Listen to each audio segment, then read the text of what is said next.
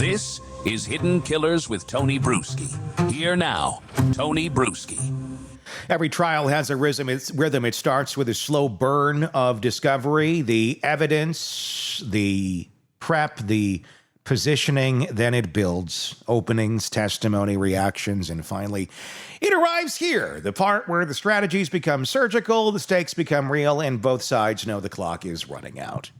This is where the James Craig case now stands. The prosecution has spent weeks lying out their narrative. A respected dentist struggling with money, fed up with his marriage, and wanting out. But instead of divorce, they say he chose cyanide instead of therapy and chose deception. And instead of letting Angela leave, he allegedly decided to erase her slowly, deliberately, and with a digital and chemical trail that ends in the morgue. Now, the burden is on them to convince the jury that all of this adds up, that Craig had motive, means, and most of all, intent. But the defense, they're threading the needle, reminding the jury there's no video, no eyewitness, no signed confession. They're poking at gaps, casting doubt on forensic timelines, offering up alternative explanations. Maybe Angela was unstable. Maybe it was an accident. Maybe it was not as outright as the state wants everyone to believe. And this is where strategy becomes survival, because at this point, there's no adding new characters to the story. The facts are in. What's left is spin, control, and clarity. Who can tell the cleaner version of events, and who can make the jury feel the weight of their argument. So how do you stick the landing in a high-profile murder trial that's already been full of jaw-dropping moments? How do prosecutors avoid overplaying their hand? And how does the defense make reasonable doubt feel real? Not like a fallback, but like the most rational choice in the room. We're bringing it all together now with Eric Faddis, someone who knows how fast the temperature changes in a courtroom once closing arguments are on the horizon. Let's go into that conversation. Every trial has a rhythm. It starts with a slow burn of discovery, the evidence, the prep, the positioning. All of it, the prosecution is now threading together motive, financial strain, the affair, the image control, the means, the poisoning, the post-crime consciousness of guilt. The defense is leaning on the lack of eyewitnesses here, the alternative explanations, the personal, emotional complexity. How tight does a prosecution case need to be when, this is largely circumstantial? Is the digital evidence going to be enough, in your opinion, here in a case like this? We've seen a lot of interesting outcomes lately where, of course, all it takes is one. But one, I don't know, feels like it's coming by a lot easier than it used to. This is such a tough case for the defense because, like I said, there's the digital footprint, there's the toxicology report, there are actions taken allegedly with a consciousness of guilt to cover it up. If Angela Craig had died some other way, defense would have more outs here. But really, even though they don't have any burden, they don't legally need to do this, the jury's going to want to say, hey, what is the plausible alternative explanation as to how Angela Craig died of poisoning? And someone slowly administering poison to themselves over the course of weeks, suffering and suffering and suffering, is just not terribly plausible. What's your best route here? As a defense attorney, what's your best route to introduce a reasonable doubt? Is it just that there's all these other maybe possibilities out there? None of them are super strong, but just, you go at them in mass with a lot of things. Just scatter all this out there under the thing, and maybe you'll be distracted. I don't know. I don't know where you'd go on this one. That's really been the defense's approach. And I know Lisa Moses. She is the lead defense attorney, and she is very good. And she is on top of things. And she's scoring some points where she can. For example, when they were talking about the internet searches from a Google account, like how many grams of cyanide will kill a person and terribly incriminating searches like that, the defense did establish that, hey, it was the detectives who just went through the computer to find those searches. It wasn't a digital forensics expert, and the detectives did it in kind of a casual fashion that could give rise to some mistakes. Perhaps defense is going to argue that they planted some of these searches to kind of put their finger on the scale at the end of the day. And that's why everything needs to be done correctly. Otherwise, you get situations like this where maybe this happened, maybe this didn't happen. Obviously,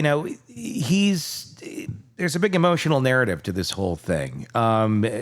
The prosecution has created that emotional narrative. Craig wanted to escape the crumbling life, and he wanted out this way, so he decided to kill his wife. But again, it's a tough one when you got 6 kids. I mean, that is a hard pill to swallow, that dad would want to end life of mom that badly that he's going to go to that level. But obviously, he had financial troubles. That's documented. He had a mistress. That's documented. He had failing business partnerships.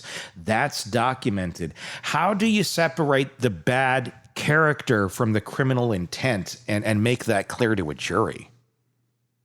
Oh, sure. So, the defense did, I thought, a reasonably good job during when they were talking about text messages. So, what they were showing was that James Craig appeared to be trying to repair the relationship after the infidelity, saying how much he loves Angela Craig. He wants them to have a future. He wants her to be his wife going forward. And, arguably, all of that is inconsistent with wanting to kill her.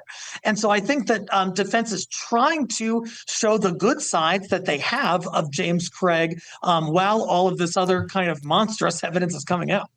Are we going to see any other elements of character in this, of him acting nefarious? Obviously, we do have some after the fact in prison, but again, I could see that being spun of either it's just BS, it didn't happen, and they're trying to railroad him, or he's doing it because this is his only way out, because everyone's going to think he's guilty no matter what, so he has to do something to create this ruse that will bring you to the reality of what life actually is and not what they want you to believe. I could see that being the thing.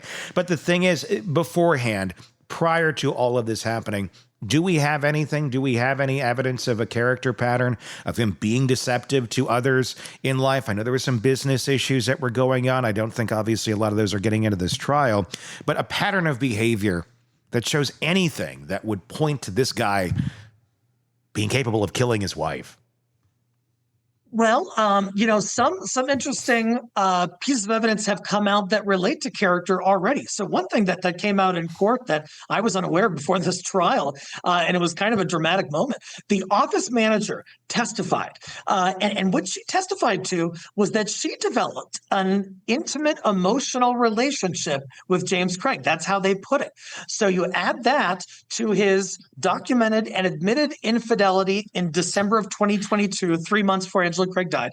And then apparently there was infidelity going on for quite some time before that. And I think defense is going to argue that, hey, if some kind of new mistress wanted or caused James Craig to kill somebody, to kill his wife, that would have happened years ago, because he had he had multiple mistresses before that. And so they're trying to kind of turn that negative into a positive and spin it in a way that helps protect James Craig. Yeah, I mean, is it showing that he's, a manipulator and, a womanizer, or, I'm sure that's probably how they want to spin it, or is it showing that he's, capable of something much darker? Because you're right. Like, if he wanted out before and he seems to be going and living this life, why now would suddenly murder be the way out of it? Unless we're looking at financial difficulties or some sort of reason to get out of this. Is that going to be part of the motive here in some way, shape, or form as well? Is there a financial angle to this? The prosecution has tried to tie that in. So what they've established is that James Craig was having serious business issues. He had a prior bankruptcy, I believe, in 2020. So around 3 years before Angela Craig died. He was trying to get back on his feet business-wise. He partnered with this Dr. Redfern, but it wasn't going that well. And Redfern testified that even out of the 10 months they were partnered, they only had a profit like 2 months or so. And so they're kind of just making the argument that James Craig's life was crashing in all around him from multiple angles, romantic, professional, all of that. And that sort of pushed him over the edge to ultimately poison his wife and start anew. Is there something else going on with this guy? I mean, it just feels, just his line of thinking is so out there. It seems in so many ways, it makes you wonder, like, is there some mental health problem going on to think, you're going to get the deep fake video made, you're going to get a hit out on the detective? I mean, none of this seems to be like the reasoning or the thinking of a healthy brain that's also capable of working in dentistry and reaching the levels that he did at one point. It makes you, my mind, when I first heard about this case all those years ago, was like, is he really into drugs or something? Because this seems really off, or some sort of a psychological break. Is there any area where they're looking at the psychology of this case or his psychology to go, he's sick, there's something off here? It wouldn't surprise me if his attorneys, months before trial, had a mental health evaluation done for the reasons you mentioned. Although I don't know that was performed, and we certainly haven't heard any evidence of it at trial. It's debatable whether it would even be admissible at trial. Sure. But yeah, you would think that you'd want to look into sort of the psyche of this person. One thing I would note too, Tony, is that one of his prior attorneys, Harvey Steinberg, for whom I worked, he's an esteemed defense attorney, he filed a motion to withdraw on a previously scheduled first day of trial, saying that the course of action the client wanted to proceed in was either fraudulent or criminal, and that it was either repugnant to the attorney or something with which the attorney fundamentally disagreed. And so read into that what you will. Yeah, I guess you'd really have to read it, because I know he can't say exactly what it was. Can he say that later? Like, once this thing is done, can he share what on earth that was? Probably not while James Craig is alive. There's still a privilege, even though he withdrew. So you can't necessarily disclose the basis for that. Obviously, you can't disclose that. But, if you were to, can you speculate? Like, what kind of thing would have to be said, just in theory here, to make the attorney right up there, right before the trial's supposed to start, saying, I'm out? It could be any number of things, just kind of speculating at this point. But one possible theoretical basis could be that James Craig wanted to strenuously argue to this jury that Angela Craig killed herself. And perhaps the attorney just wasn't on board with that. He didn't think that there was significant evidence of that. And you can't go into a jury trial and just tell a bald-faced lie or something you think is a bald-faced lie to a jury. And so I'm wondering if that possibly played a role. And I'm wondering if James Craig wanted the attorney to somehow engage in a course of action that either or perhaps distance James Craig from the jailhouse activities when the attorney didn't see like there was any truth to doing that. Yeah. Seems like a manipulator, to say the least. Here's the truth.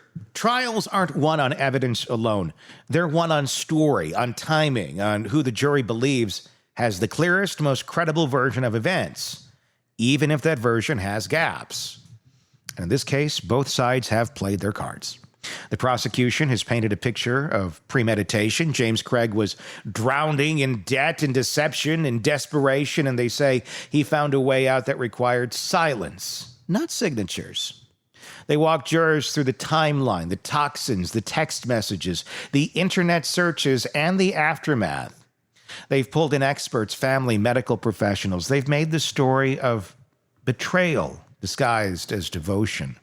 But the defense, they're going in on ambiguity right now. They know they don't have to prove Craig didn't do it. They just have to make someone on that jury unsure. Just unsure enough. Maybe the poisoning was accidental. Maybe Angela's state of mind wasn't as stable as the prosecution says. Maybe the cover-ups look worse than it actually is. The flailing of a panicked man who knew he was in trouble, even if he didn't cause it. And honestly, that strategy can work, especially in a case built on inference and circumstantial threads. It only takes one juror to stop the momentum to say, I can't say it was him beyond a reasonable doubt. But there's the weight of the cumulative story as well. One dose of doubt might be enough. But a dozen doses, matching the behavior, the motive, the method of the manipulation, at some point it stops looking like coincidence and starts looking like choreography. And that's what this trial is about. Which version of James Craig do jurors believe is more real? The heartbroken husband who sat beside his wife in the hospital, or the man who allegedly orchestrated her death and then tried to recruit his own daughter to fake her suicide? The answer will determine everything.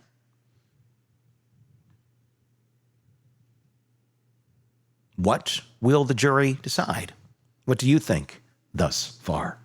Let me know in the comments section on YouTube. If you're not there already, just search Hidden Killers with Tony Bruschi to find us there and hit subscribe. Hit subscribe on the podcast platform as well so you don't miss any of our coverage of this case or the many that we cover for you right here at the Hidden Killers podcast and True Crime Today. Until next time, I'm Tony Bruschi. Thanks for watching. We'll talk again real soon. Craving non-stop true crime updates? Press subscribe now and get the latest cases, analysis, and expert commentary delivered straight to your feed. Only from the Hidden Killers podcast and True Crime Today.